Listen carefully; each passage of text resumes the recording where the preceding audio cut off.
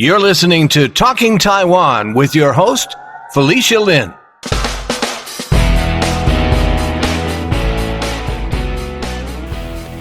As part of our coverage of the Great Recall in Taiwan, on July 25th, the day before the vote to recall 24 Kuomintang KMT legislators, I sat down to interview A-Mei, the spokesperson for the山除薇害recall group. We talked about why she got involved in the recall effort, how she got doxed by the KMT, and how the recall effort was supported by overseas Taiwanese in over 38 cities from over 20 different countries. We previously interviewed 3 recall campaigners from this group, Carol, Eric, and Acho, in episode 316. We were also with A-Mei and the recall group on the day of the recall vote on July 26th to watch the results of the recall vote. Here's our interview. Welcome to the podcast, A-Mei. Hi, thank you. How did you get involved in the recall effort? The reason I first got involved in the recall movement was because we have to go back to April 2024. Yes. The KMT caucus leaders led a group of legislators to China, and we're that sat down with the CCP officials. And during that visit, the officials openly declared that both sides of the Taiwan Strait belong to one country and promoted aggressive steps toward unification. And they even shook hands with Wang Huni, the head of the Association for the Promotion of Peaceful Unification, a group closely tied to the CCP's goal of annexing Taiwan. And this trip severely damaged Taiwan's dignity and sovereignty. The Kuomintang KMT caucus leader who led the delegation of legislators is Fu Guanqi, who has been nicknamed the King of Hualien. There were 17 legislators in the delegation, and 10 of these legislators, including Fu Guanqi, faced a vote to be recalled from office on July 26th. And the CCP official that A-Mei mentioned, Wang Huni, is the head of China's United Front. And when those legislators returned home, our parliament began pushing through major bills using blatantly unjust procedures. And after that, in May last year, our legislators began trying to pass a shocking bill. The bill would have given the legislature the power to summon private business for questioning, and if they refused to answer, they could be fined. Mm-hmm. And I was really confused and concerned, so I called the office of the legislator representing my district to ask why they were supporting this law and what kind of impact it would have on us. But to my surprise, the number was disconnected. Oh. Yeah, it's like 您拨的号码是空号. It's disconnected. Yeah. The number was it's like nobody can call. Yeah, no one's answering. Yeah. At that time, did you get involved with the Bluebird movement? Because I know a lot of people went into the streets. Were you in the streets at that time? Yeah, I got involved into the Bluebird movement from May 21st, May 24, and May 28. Mm-hmm. Yeah. And was that the first time that you got involved with any kind of political movement? Oh, no. My first time get into the political movement is from 2014, the Sunflower Movement. Yes. And I was only 16. Wow. Yeah. Okay. I'm a senior high student. Oh, wow. The Sunflower Movement happened in 2014 when students and activists broke into Taiwan's legislative yuan and occupied it for over 20 days. It was an effort to block the passage of the Cross-Strait Service Trade Agreement, a trade agreement between Taiwan and China. How long have you been volunteering for the recall effort? About over 1 year. Because the first time I get into the recall group is on June 2024. Okay. So the first time we met each other is on June 30. Oh, wow. So it's been a year. Can you tell me what kind of things do you do for the recall effort? I'm professional in online chatting, so I launched our fan page and the official line line line ad. group? Yeah, official line ad. And anything you can see online about Like our social media? Yeah, social media, Yeah. like video and picture. Great. And I'm the spokesperson for this group. How much time do you spend doing this work for the recall? Almost 24 hours a day. Yeah. Wow. How have your friends or families reacted to your work with the recall movement? Actually, my family feels so embarrassed about Really? because at the time I was because the KMT held a press conference to expose my personal information, and my family are, how do I say that, 倾向, our political inclination or political orientation was different when they find out that my daughter or my sister was the one who launched this recall movement. They feel so surprised and they feel very angry about it. They think my action would influence the whole family and everybody will seems like, this is so embarrassed. Some of my family members is in China now, so that's why when they found out I'm the person who launched this recall movement, they feel so nervous. Yeah. So you have actually been to China before. So do you feel that the society there is different from society here? Yeah, it's very, very different. And actually, many cities in China before, like Shanghai, Beijing, Xiamen, Fujian, many of them. But maybe their buildings are very modern, beautiful. But the society, the culture, and the people there, I think it's a very lot different between Taiwan because they don't have freedom of speech. If I want to talk about some political topics, I would never talk any political issues there. Yeah, and I remember one time I took a taxi in Shanghai, and many police officer was surrounding the taxi because the taxi driver he had to be fined. Yeah, because he stopped the car on the road which he cannot be there. Yeah, so the car was surrounded by the police officer, and at that time I deleted all the social media like Facebook and Instagram and Threads. Oh my goodness. Because at that time I have post many political posts on my Facebook and on my Instagram, so I was so afraid. When was that? What year was that? I don't know, 2023. Yeah, it's about pretty recent. Yeah. Wow. Yeah, so that's why I'm so scared, and I really don't want our country and our society one day we will be like that. I don't want to. When you were in China, did you talk to other people your age or other Chinese citizens? Do you know how they feel about the government? Actually, I have some friends from China, and they studied in Taiwan in my college. And one of them have taught me that she is so regret that she came to Taiwan to study, because the most important thing she learned in Taiwan is about freedom of speech and the democratic. So she was so regret. Why did she regret that? Yeah, because once she know how she knows about what democracy feels like. And the Chinese government, they treat Chinese people so bad. And so, because this is an authoritarian region, and she was worked in the bank.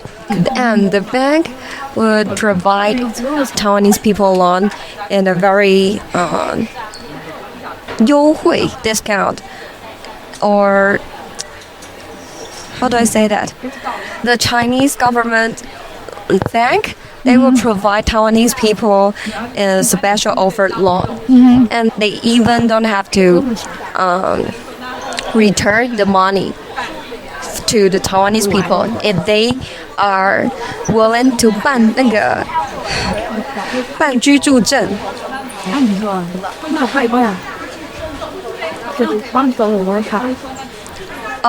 If they're willing to apply for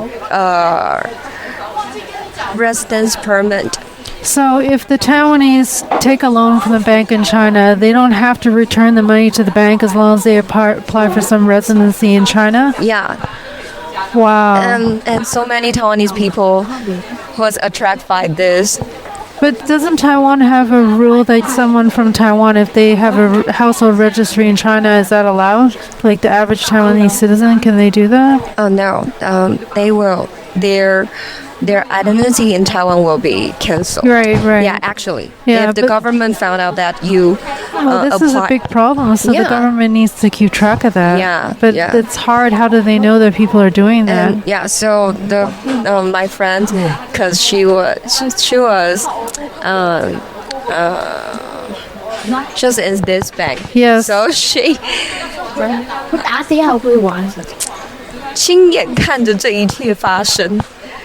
When she can see this happening. Yeah. So she feels she must feel very conflicted, like, but she has to do her job, right? Yeah.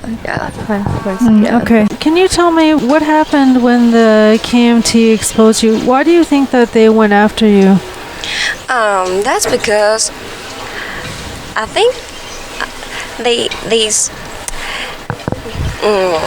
because I'm so powerful, and because you're the one behind all the social media, right? Yeah. Actually, I chose to use a pseudonym. A-Mei is my pseudonym. I chose to use a pseudonym to protect my identity and focus attention on the movement itself. But they publicly exposed my personal information, like including my real name, the name of my company, and my stage name, and even the unified business number of my company. And the title of the press conference is about exposing an illegal organizer goes by the alias A-Mei on the program, real name Cai Furong. And they accused me for running a fraud operation and claimed I was pocketing donations meant to support the recall. So how did you find out? They just had a press release and they just made all these announcements about. Is that how you found out that they exposed you? At the time they launched the press conference, I was sleeping. And after I get up, you saw the news. Yeah, I saw the news, and everyone is like, "Are you okay? I'm so sorry for this." Yeah. So what was your reaction when you saw that? I was so shocked because I was prepared that at the moment when I get involved in the recall movement, that I will be put under the microscope. I didn't think they would launch this press conference by KMT itself. I think they will find some supporters of them to do this. Right. But the KMT did it directly. Yeah. This is it's ridiculous. So, can you do anything legally for them because they exposed you and they made some accusations against you, right? Yeah, I will. I will after the vote tomorrow. Yeah. Are there other people that are working on the recall that also choose to stay behind the scenes or not share their personal identity? Yeah, many of our members, because it's very sensitive in Taiwan. So how has that affected you since they exposed you? Have other people harassed you or said anything to you? Yeah, many. I'm sorry about that. How do you handle that? Because I know what I'm doing. I really want our parliament become a normal one. Normal functioning. Some of the KMT officials are saying that the recall is unfair because the legislators are being recalled before their term is up, and that it's an abuse of power because people are not respecting democratic process because these legislators were democratically elected, right?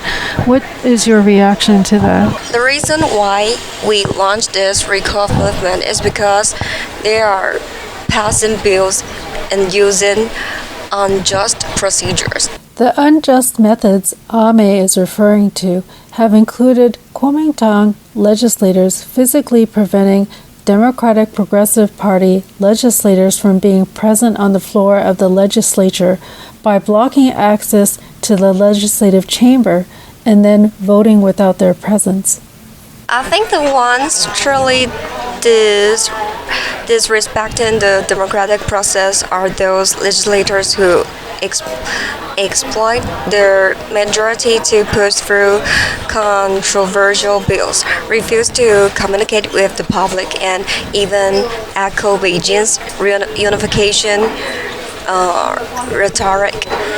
We are exercising our legal right under the Civil Servants Election and Recall Act to launch recalls, giving voters a chance to evaluate their response midterm. And that's exactly how democratic works. If an elected official cannot accept being held accountable by the people, and that's the real abuse of power and betrayal of democratic values. Some people think that the recall standard in Taiwan is too low, it's too easy, and that even though we recall these people even after the vote tomorrow, that maybe it's not going to solve anything because there's still a lot more steps before the by-election. What do you think? I think the standard in Taiwan is actually very, very hard. Yeah, we've been launched this recall movement about 1 year. By the time we Past the two stages, it took a long time. It took a long time, and over 1.3 million people in Taiwan have participate this, and I don't think this is a low standard. What has the experience of being a volunteer for the recall effort been like? What have you learned through this experience? Either learned some new skills or learned something about yourself? I think the most important thing I've been learned in this movement is that I don't have to be the one which my parents want me to be. Yeah, because I will never become the perfect daughter in their hearts. So I have to you have to do what you think is right for you. Yeah. And I have to be confident about what I'm doing. Can you just share, during this time you're volunteering for the recall effort, I'm sure there's a lot of interesting things that happen. Maybe some people that you met on the street when you were canvassing, or people that other volunteers that you're working with, or something that happened that was very memorable. One time I took a taxi and the driver asked me if I was A-Mei, and I said yes. And he immediately started crying. Yeah, he told me he was really sorry that he had always voted for the KMT in the past, but he never imagined that they would sink so low as to publicly expose citizens' personal information. And he said it broke his heart. Oh, wow. Yeah.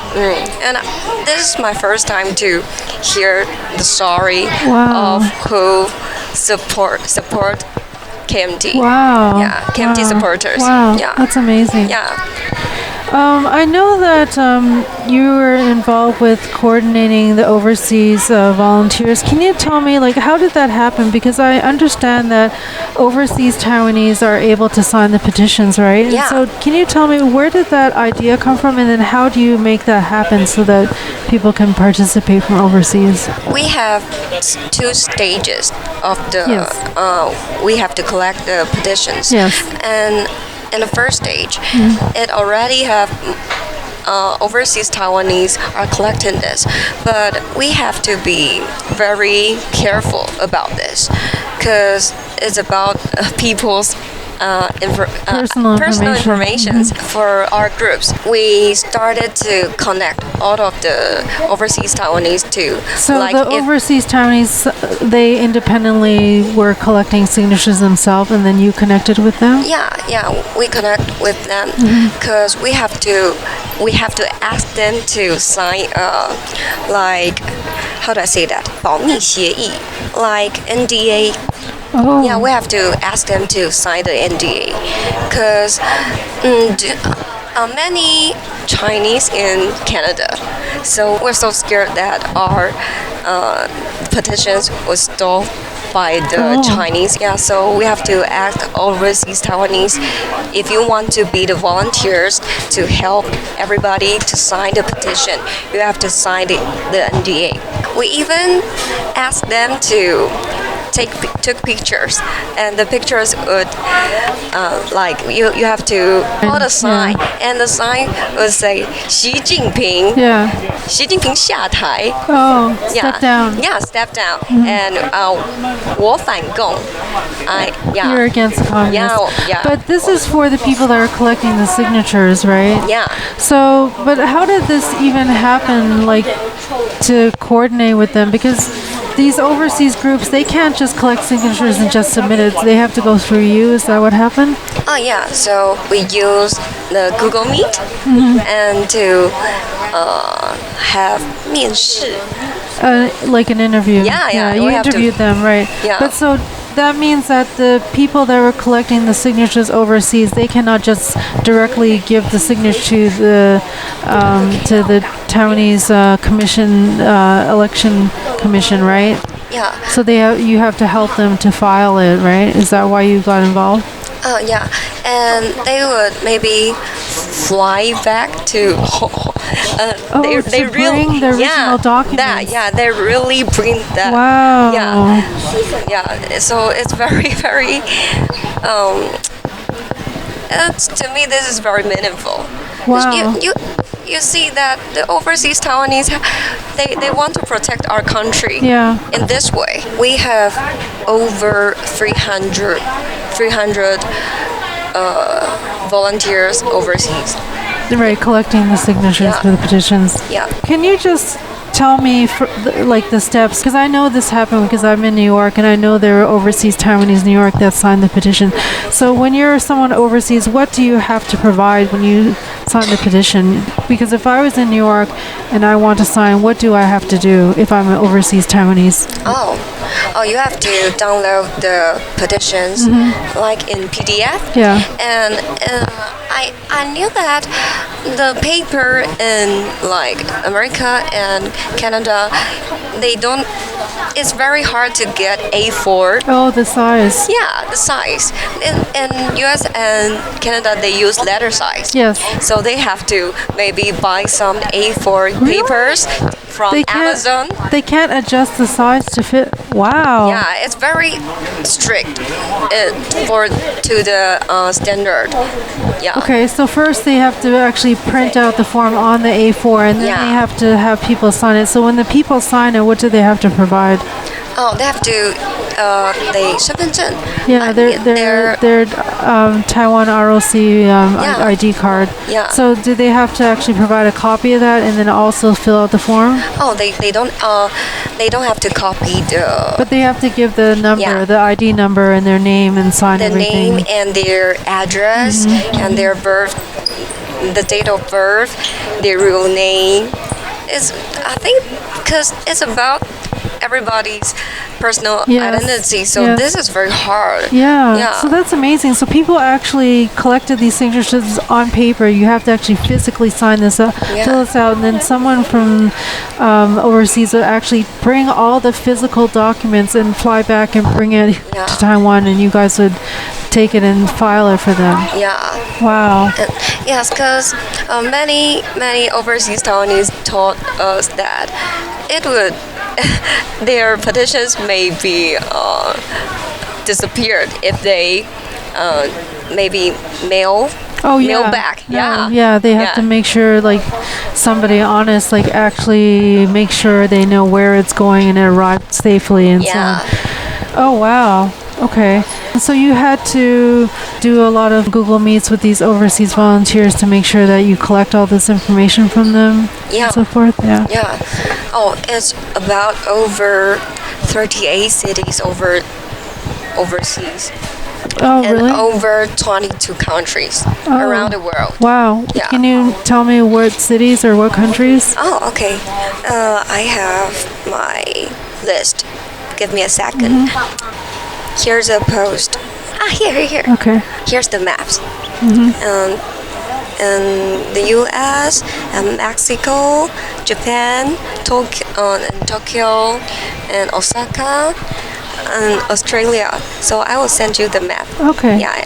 Wow, that's incredible. So did somebody from each of these countries had to physically bring those forms back? Yeah. Wow. Are you concerned about bad weather that we're going to have? Because supposedly we are supposed to have a typhoon tomorrow. Do you think that's going to affect people coming out and voting on the recall? Oh, I hope it will be powerful rain tomorrow. Yeah, actually. Really? But isn't that going to affect the number of people that come out to vote then?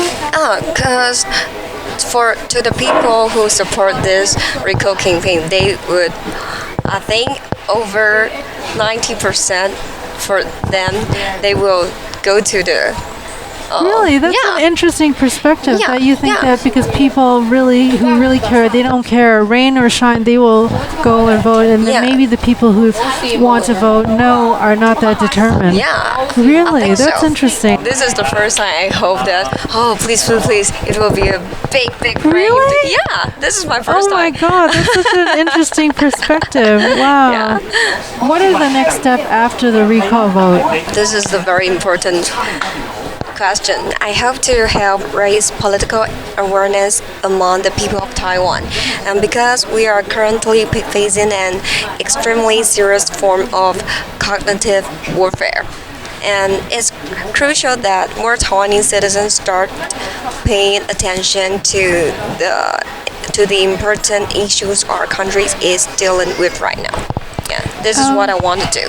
Yeah. Do you think that from your observation, because of this recall movement, that maybe people are going to be more aware of the situation and hopefully they will think twice when they vote in the by-election after we know the results of the recall? 3 months later, we have an election, right? Yeah, actually, I'm a little bit concerned about the by-election. Yeah. Because I have met so many people who are KMT supporters. They have participated the petition. Yes. But when they finally get it to vote, Yes, that's a question. I have met so many KMT supporters. They have taught me that if there's only DPP and KMT, they really still vote for KMT? They don't want to vote to the KMT, but they also don't want to vote to DPP. So this is Yeah, that's complicated. yeah, because it's about their long-term 信仰, their KMT. Is it some kind of loyalty or something to KMT? Or? Yeah, because KMT is like a belief system to them. Yeah. Their whole life they only vote for KMT. Is there anything else you want to share about the work you've been doing for the recall effort, or why you think this is such a historic moment? I think the vote tomorrow is like a midterm exam. Yeah. And overseas peoples are looking for the answer. How will Taiwanese people choose?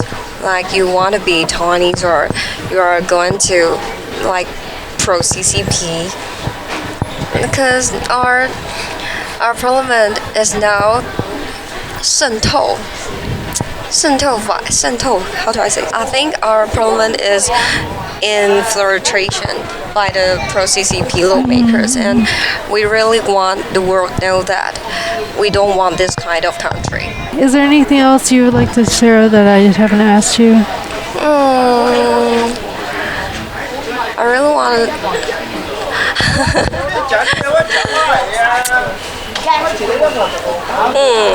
I really want to still be a Taiwanese. You are. Yeah. You are. You are. Of course, you are. Yeah, I am, but I'm so afraid that maybe one day, if the recall movement was failed, there will maybe be a more many conflict about the two the two parties or three parties Yeah. in the parliament. Yeah. And the people maybe will it will like some floor movement again. I'm so afraid about this. Yeah. And you don't. When Taiwan the democracy is very precious, and we don't want to lose that. And we have so much, freedom here. The day after this interview, we were at Rongshin Huayan, a park in Taipei, with A-Mei's recall group,山除薇害, to watch the results of the July 26 recall vote. After learning the disappointing news that none of the 24 Kuomintang legislators were successfully recalled, several of the recall campaign organizers, including A-Mei, addressed everyone who had assembled at the park. Here's some of what A-Mei had to say. 可以稍微的让自己有一个情绪宣泄的出口，就是我知道很多志工或许会觉得很失落、很失望，毕竟很多的志工我们是辞去自己的工作，全心全意的投入罢免，甚至是留职停薪等等的，这个努力了那么久，结果不尽理想，这个会失落是很正常的。我非常鼓励大家有情绪我们就宣泄出来，我不会告诉大家不要哭。但是呢，最重要的是，我们绝对不能够气馁，因为为台湾民主奋斗这条路上，本来就不会只有这一年要这么努力。身为台湾人是一件非常辛苦的事情，可是我很喜欢当台湾人。我希望我们要继续保持对于社会关注的热情，大家千万不要丧气。未来还有非常多的场合跟这个议题需要大家持续的关注，我们绝对不能气馁。这里不是终点，这只是起点而已。为什么呢？你们要想哦，全台湾在2阶联署就催出130多万的联署书，大家是交出自己的个资去表达他们不接受这样子的国会。那再加上这一次的投票的同意罢免人数，大家算算看，全台湾加起来总共有多少同意罢免？这绝对不是一件容易的事情，一定有非常多过去没有关心政治，或者是过去他是国民党、民众党支持者的人，他们知道现在国会的情况非常的严重。所以我想哦，就好像11年前的太阳花是一场政治启蒙、政治觉醒。今年的大罢免，即便这样的结果我们没有成功翻转国会，也一定让更多的人知道，我未来要保持对于社会的关心。11年前的我只是一个16岁的高中生，我那时候能做的有限。11年后的我，现在站在大罢免的浪潮的前端。我相信这场大罢免也一定培养了非常多的民主幼苗，未来他们长大之后会跟我们一起并肩作战。谢谢。And now here's a translation of what A-Mei said. We can give ourselves an outlet to vent our emotions. I know our volunteers may be feeling the loss and disappointed. After all, many volunteers worked around the clock nonstop, putting all of our time toward the recall. Some have taken leave from work without pay, etc.